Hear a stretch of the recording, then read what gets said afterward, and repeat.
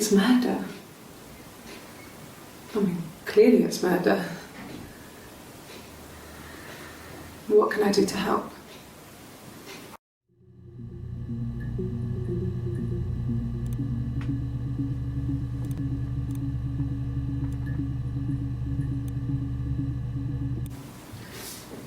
Yeah, that's me.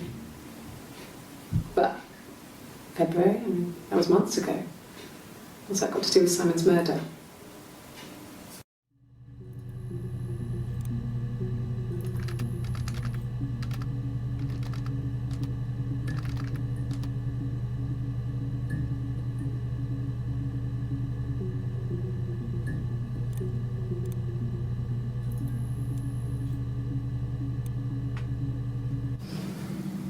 I didn't murder Simon. You've got it wrong. You've got the wrong person.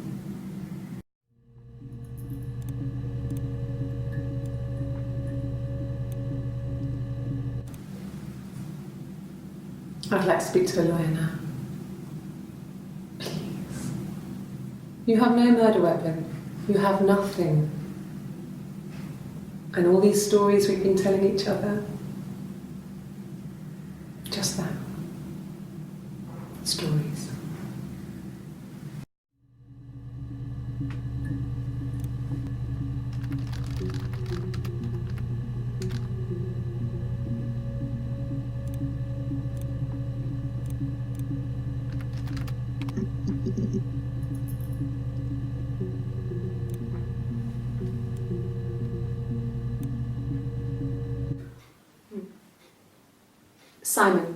Simon Smith. He works at Ernst Brothers Glass. They do windows, all kinds of glass. Simon does the more special work, mirror making, feature windows, artistic things, really beautiful things.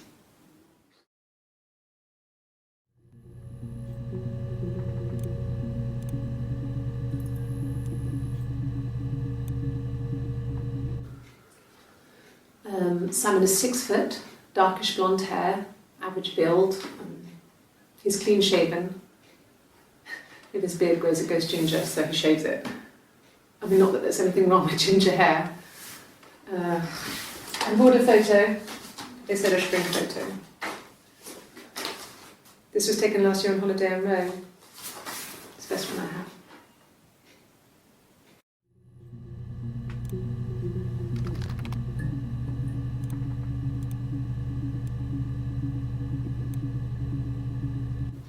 It's the Rockington Arms, the Rock. It's run by a nice couple, Peter and Susan. There's some other regulars there that Simon likes to drink with, and the barmaid they're having sometimes, Helen. Peter said Simon had been in and had a few drinks. It's run by...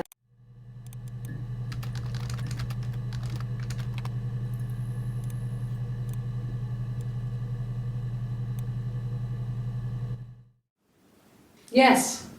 There's an Amstrad one. No one uses it for very much. There's a printer so you can write letters on it. Simon sometimes plays games. You know, climb the tower, save the princess, that kind of thing.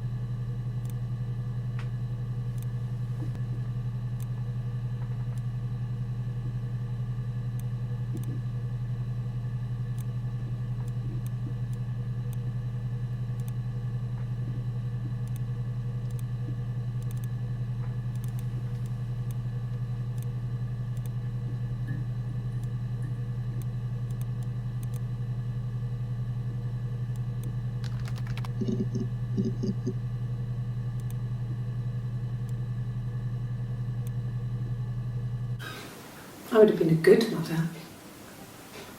I was young, but I would have been a good mother.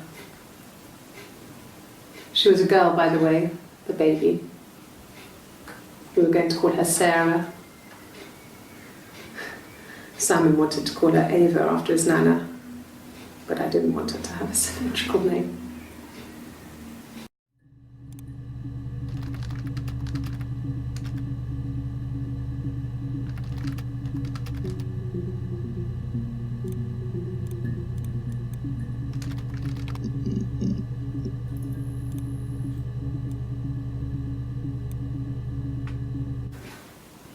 I got pregnant.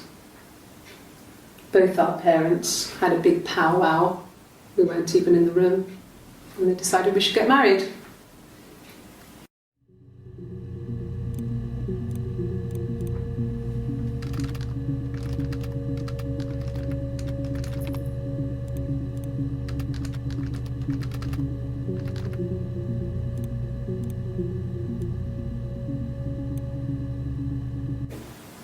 Yes, I'm fine.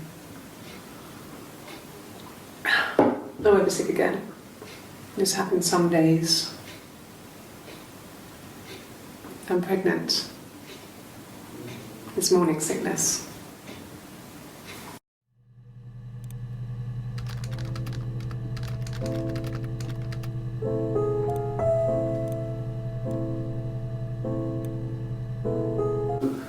No. Well, yes. He found out on my birthday.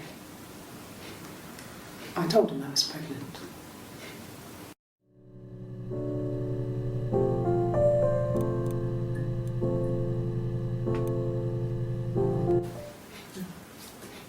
It's Rapunzel.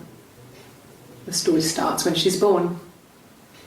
Mother Gothel, a witch, takes Rapunzel from her parents and keeps her locked up in this tower.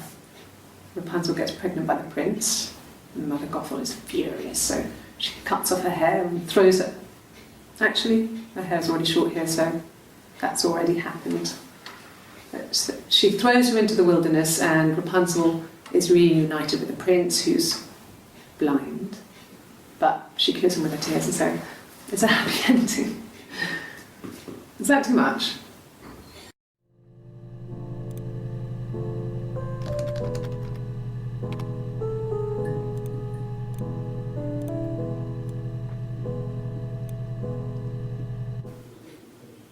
When I arrived in Glasgow, I was exhausted. The streets were empty. I was driving badly. And I hit a taxi. Not a big crash, just paintwork. The guy was so pissed off because I didn't have a driving license on me. But when I told him I was pregnant, he made sure I got to the hospital so they could check me out. It was fine. The hospital must have details when I was looked at. There's a scratch on the car.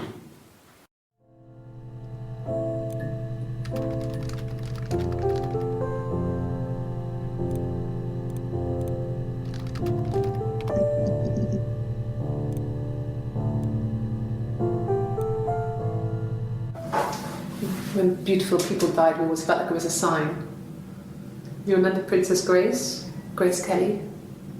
She died in a car crash the year before we met Simon. We used a Ouija board to speak to her, and that gave us the power to find him. That's what we thought then. That people who died tragically leave some kind of magic behind. We used to share dreams. We used to wake up and write them down in our diaries immediately and compare them.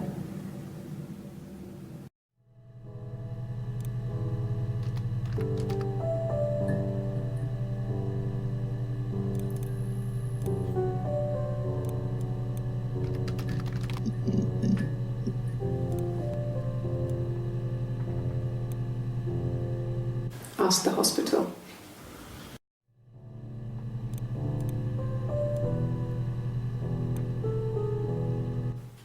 I don't see how it's hard.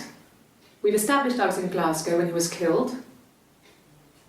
You spoken with the hospital?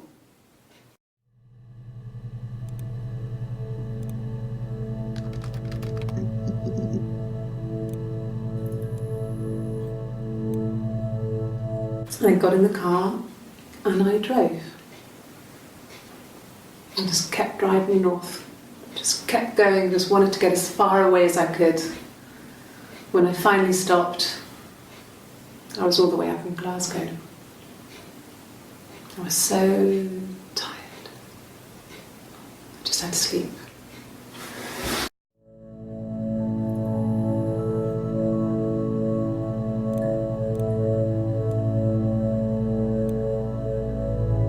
Yes. I got to Glasgow, I was exhausted, so I pulled over and slept in the car. I woke up because a rubbish truck went past. I got some petrol, bought a coffee and a pastry, tried calling someone from a payphone, and then headed back.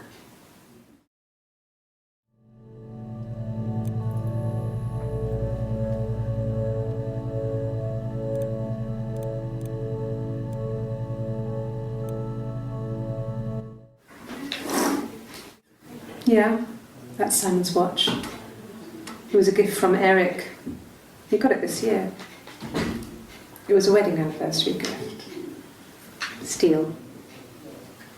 It would have been Diane who chose it. She has really nice taste. That time, you must eliminate me. I was in Glasgow then.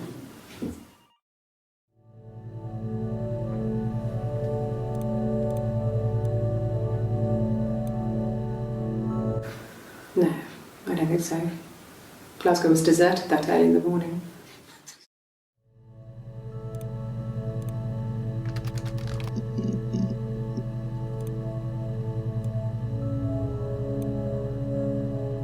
Really? Okay. Here's the rest. Oh, they laid a body on the dock tonight. Oh, the wind and the rain. Till a fiddler with a fiddle came walking by. Oh, the dreadful wind and rain. And he made a fiddle bow of her long hair. Oh, anything you sing?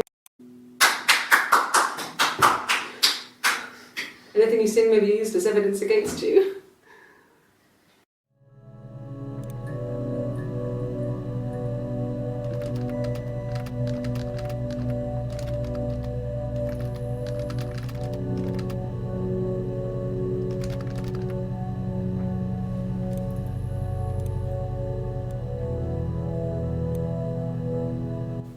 Rehearsed?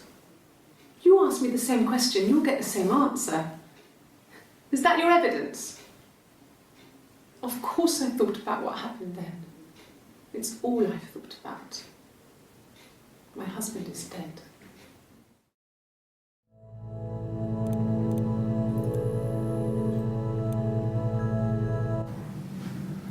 Florence took me home with her. Mother hadn't been expecting twins and had a healthy baby. I guess she was just happy for Florence to clean up. Take away the evidence that this was anything but a happy occasion.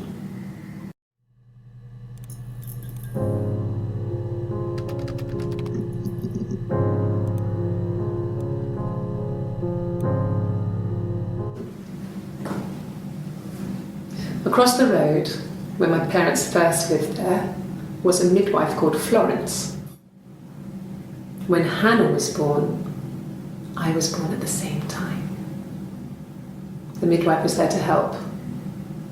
I'd been throttled by the cord, probably wrapped around my neck by Hannah. The midwife told my mother I was dead. But I wasn't. She wrote all this stuff in a diary. Amazing what people will admit to on paper.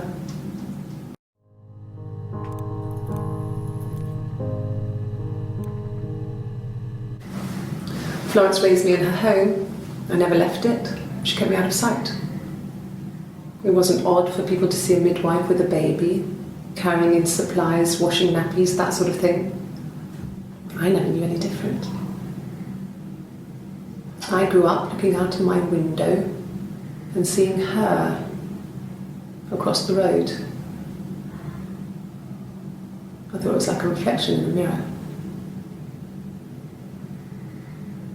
She was me.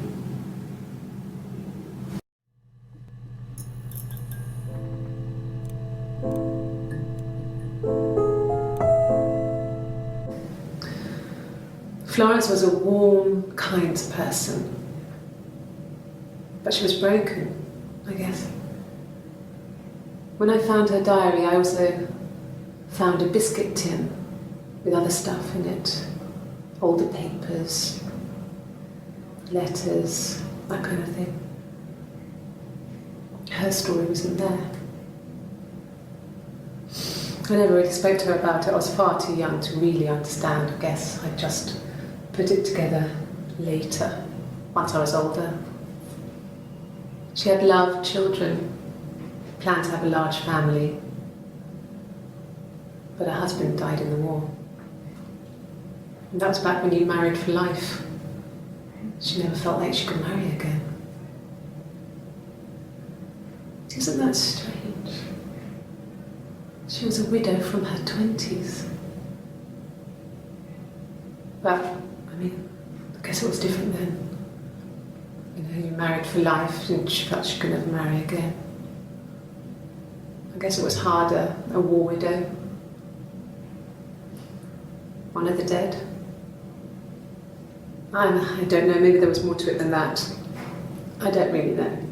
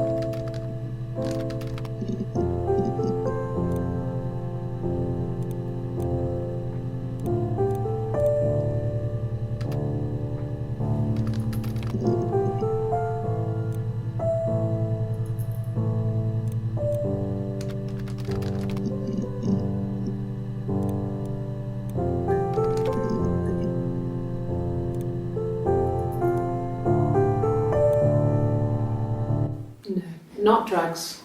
I mean, he drinks, but never very much.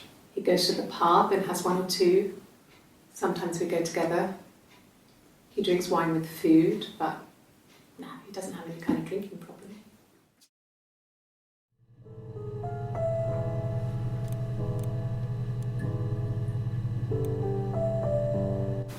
God, I don't know. Could be anyone. Maybe someone followed him back from the pub. But why would he let them in? Doesn't make sense.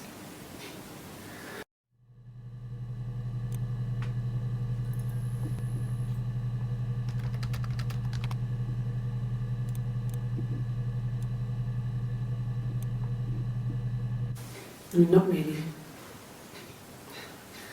He would go to the pub. He had his drinking buddies there, but no one ever really came back to the house. Sometimes Eric, his boss, and his wife would come over for dinner. That would be us returning the favour. Diana's a really good cook, into her trendy ingredients. And the last time Simon cooked something off MasterChef, he got the recipe off CFAX, and I did my Lloyd Grossman bit, commenting from the sidelines. I had to find fennel from the supermarket. Have you ever eaten fennel?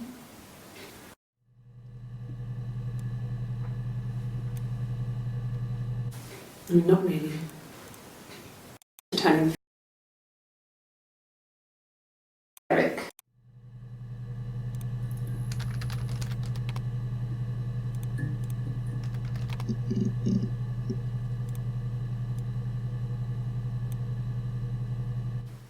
He was wearing a shirt, it's a blue turtleneck shirt and jeans. He has a watch. It's a really nice one. That was a gift from his boss, Eric. He had his coat, a long grey duffel coat, like Paddington Bear. He would have taken that with him. It's not in the house.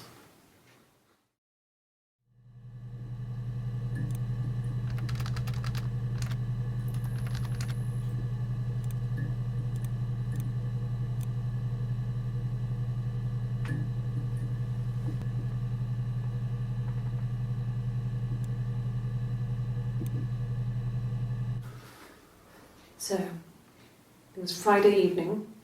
We had an argument. He left. On Saturday, he didn't come back. I waited all day. He was supposed to go help Eric out with something on the Saturday afternoon. They had a job. He didn't show. So Eric was ringing on the phone. I checked at the Rock, that's our local. They said they'd seen him on the Friday night, but not since. He still wasn't back this morning. It just isn't like him at all. Still not back by dinner time. It's getting dark again. So I decided to come and see you. His parents haven't heard anything either.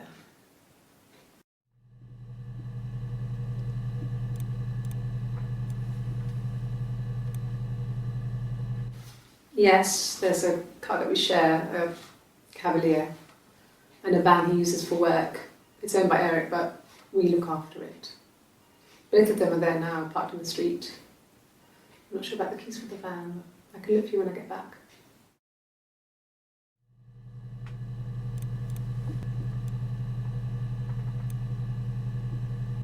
Yes, that would be in his wallet. It's a Visa, a silver one. He doesn't like to spend money he doesn't have, so he usually pays with cash, but Eric convinced him to get one.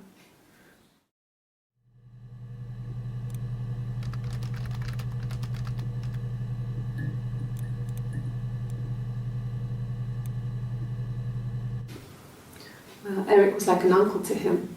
They were pretty close. They spend a lot of time with each other, especially when they have to go to conferences.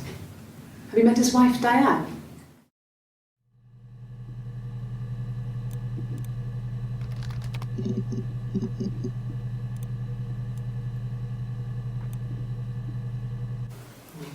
Diane is really nice. She helps out with the glaziers, organises the Christmas party, that sort of thing.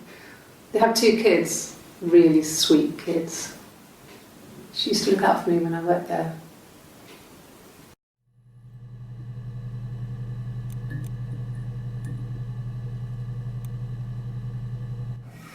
Simon and Eric arguing? No, I can't imagine they'd be arguing. And they get on so well. Unless it was something to do with work. Maybe Simon was being too much of a perfectionist. But I don't know. You should ask Diane.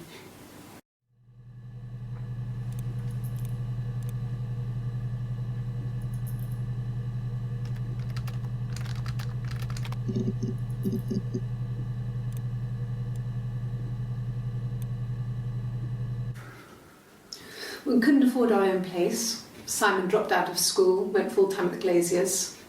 That was Eric's generosity. We moved in with his mum and dad. They had a spare room for us and the baby, if it came. It was a nice change, time to myself, living there for those months, full of hope.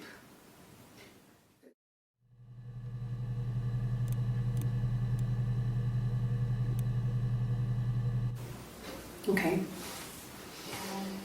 I parked up on the street. It was busy, so I had to park down the end of the road. Walked up, knocked on the door, no answer. I took my keys out of my bag and unlocked the door. The main lock was unlocked. You can tell because the key doesn't turn when you try to turn it to the left. I walked in. Simon's coat wasn't on the peg. I couldn't see his shoes in the shoe rack. I shouted out.